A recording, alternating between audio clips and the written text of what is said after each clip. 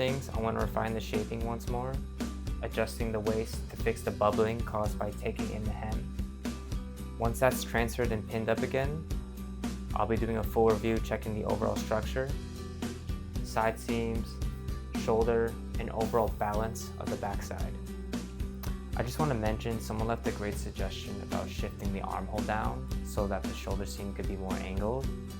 And after reviewing the comparison of the final fit, I think this could really benefit the bodice of the backside. So I'm going to go ahead and make that adjustment after I shift the armhole down on my pattern. I want to talk about the waist reduction that I'm about to do. I'm thinking about going in 1/4 and blending it and smoothing it out towards the hem, hoping it's evenly distributed. You don't see a jagged angle.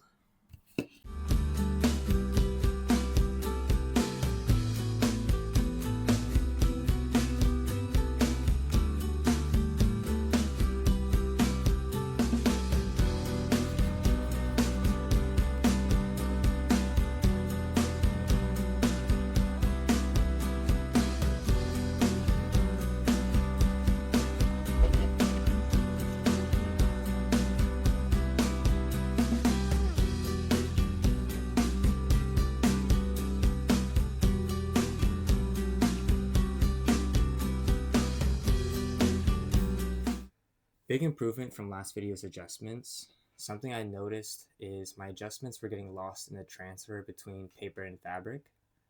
So when done correctly this time, this is the result. So I'm very happy with the shaping and silhouette of this so far, especially in the upper back. You don't really see much of the diagonal folds. You see more of a natural flow and drape across the upper back. And the shaping and silhouette is flowing perfectly following my body. So I want to preserve this fit, transfer it over to a master pattern, and then go ahead and shift the armhole down just a tiny bit, hoping that's going to cause the shoulder seam to follow my body more, my shoulder slope more. I have my graph paper here ready to transfer my pattern over, but before I do that, something to keep in mind while I'm adjusting and shifting the armhole down is I want to keep things controlled.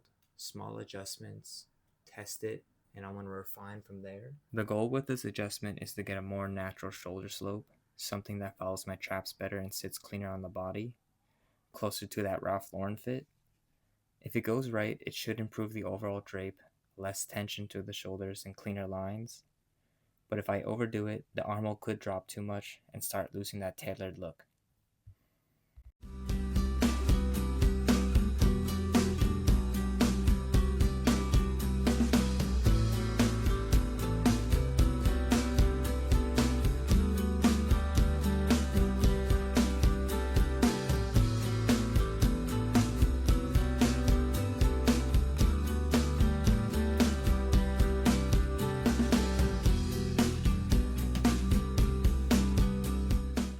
I successfully shifted the armhole down on the back bodice pattern, but to be completely honest, I'm not sure what that adjustment did.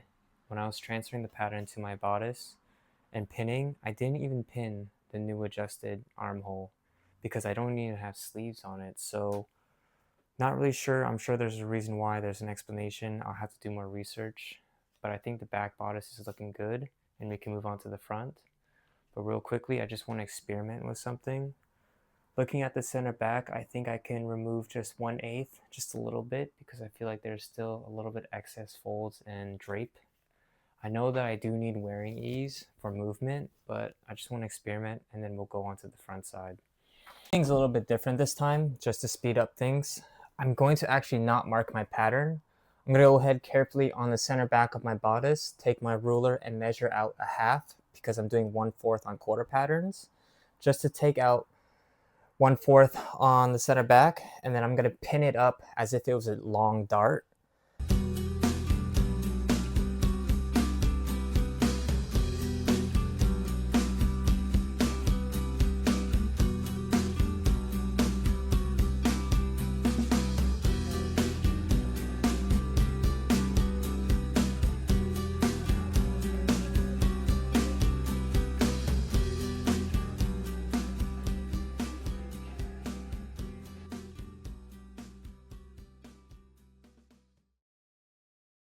This is still really all new to me.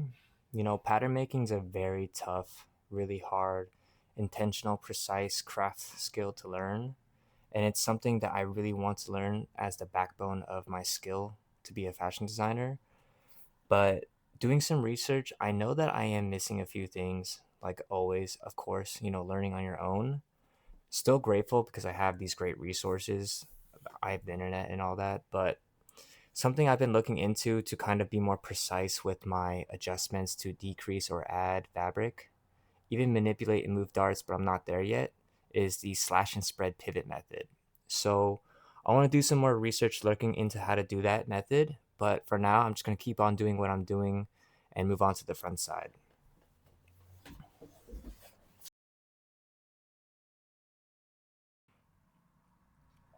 Moving on to the front side of the bodice now, but also wrapping things up for this episode.